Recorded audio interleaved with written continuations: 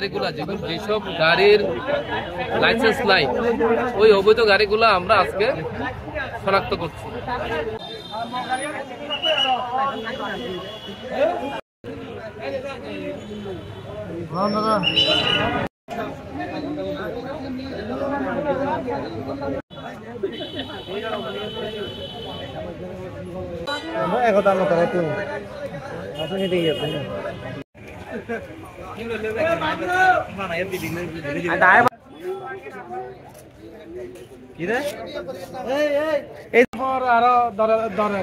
সময় হলো তো